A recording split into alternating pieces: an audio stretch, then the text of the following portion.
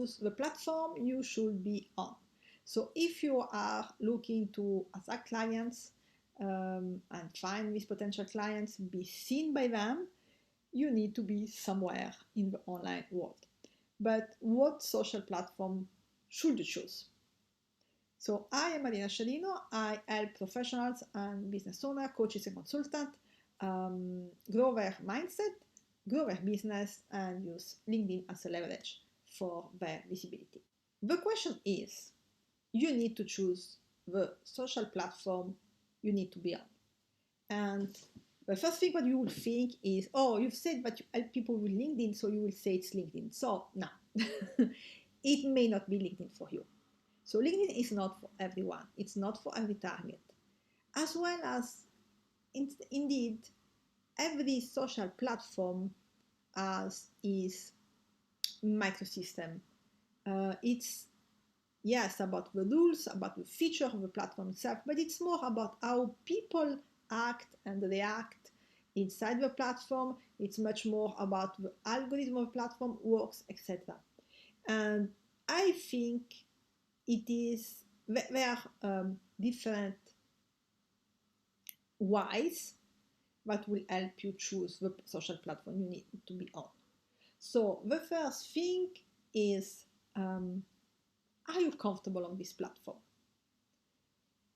And if you're just starting, you may say, well, no, I'm not comfortable on this platform, but I'm not comfortable on any platform because I'm not used to it. I don't feel secure. I don't feel I'm giving the best of myself. I don't feel that people are loving me and whatever. So this is a normal feeling when you are just starting on the platform and the platform is not, yes, your kind of environment when you like to hang on and to work. But the question is, when you start to try and test out a platform, or you give yourself a time frame to be on this platform, how do you feel? You may have heard, I'm sure, that blogs are useful for your marketing, and that's true. Blogs usually require written content. And so someone can say to you, you know what you need to do is to write a blog every day. But if you just hate writing and you don't have the money and the knowledge to delegate the writing to someone else, what will happen is you will blog one time, you will blog 2 times, and then if you will just retract from the activity. And so you are not visible. So the channel you have chosen to be found will not work because you are not actually using it for real. So it's the same for the social network. If you choose this social network, you explore it a bit, and I will suggest for you to get a course or to find a coach to help you out for what blockages you might have. And after a while, what happens is you see you really don't like to be there. And so you're just kind of avoiding the thing because you should be doing reels if you are like on Instagram, but you hate doing reels. And so what happens is you are not doing reels because you're not showing on the platform, because you don't like the vibe, you don't like the medium, whatever. So the first thing is you need to choose a social platform or a way to be found on the internet that you can commit to because you're not hating it. It's good enough. So it will improve the time, but for sure, this is something you need to expect for every platform you come in. You need to have this time to find out the rules, the vibe, to adapt, etc. But you should, after sometimes 2 times, you should anyway watch back how you feel, how you're showing, how you're enjoying being on this platform. But you will say this is not the primary the primary reason should this one platform.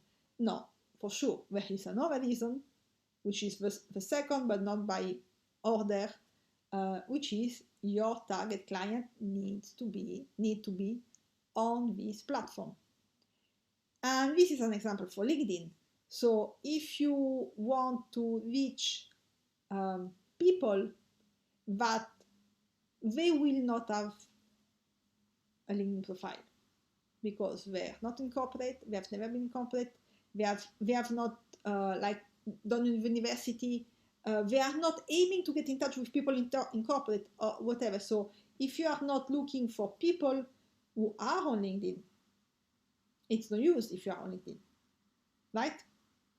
And it's the same thing if you decide to go on TikTok, and the people you are aiming to reach are maybe some of them on TikTok, but not the majority. Maybe that's not the best platform for you, because maybe you like to be on this platform, but that is not with your target client. So your target client needs to be on the platform you choose. And how can you find that? Well, on LinkedIn, that's pretty easy to understand about if your target client is there. But on other platforms, you can, first of all, do a market research. You can get information about the users and the user stats of the platform. And you will also find out with some testing out for sure. So first thing is a platform you need comfortable with, you feel comfortable with enough to grow and to push yourself out of your comfort zone each time, but you don't hate it totally. You need to have there your target clients. It's about how this platform fits inside your overall marketing strategy. Do you have a marketing strategy where you are using short-term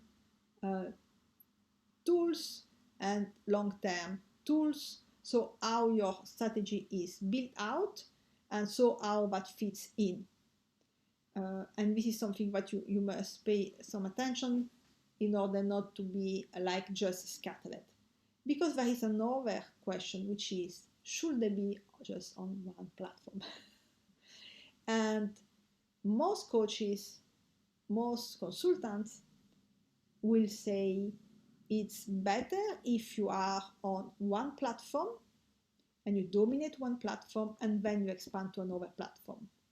And I partly agree with that, because when you start on one platform on social media, it can feel pretty overwhelming, because usually when you start on a social platform, you are not just starting the social platform itself, you are starting your marketing online. So you are putting multiple pieces of a big puzzle together at the same moment. So if you are still defining your offer, understanding who your target client is,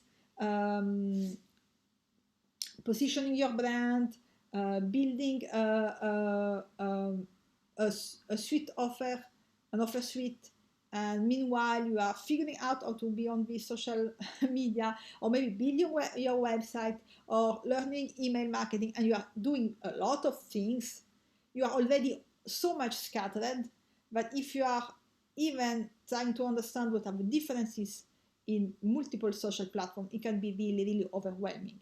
And I'm talking about someone who is like a solopreneur. So because if you have a team, you can then you can organize in a different way the task. But if you are alone, or you are alone with a VA, etc., you need to understand how to put all these things together. But the choice of one platform, it's more because you could feel really scattered and fall out of consistency because it's too much. So it's better if you just do one, but you're able to do it, rather than two and you are just not doing them. This is my suggestion. So as an example, in my case, so I am on LinkedIn for sure. I am also on Facebook. I would say I have an Instagram in which I haven't put any effort. So even if I have an account, I don't consider it. So it is not in my marketing strategy. The Instagram, as the TikTok, as the Twitter, they're not in my strategy. So for a while, I've put more attention and more focus on Facebook, even if I had the LinkedIn account. And then I've been like wobbling out how I felt on Facebook, how I felt on LinkedIn, what were the good point of Facebook, what were the good point of LinkedIn. And actually, I know how they fit inside my marketing strategy together. So you can have multiple accounts open, but the question is, where are you really putting attention and where you are really working to be visible and to find and attract your ideal clients. So that's how I would answer the question, how do you choose your social platform.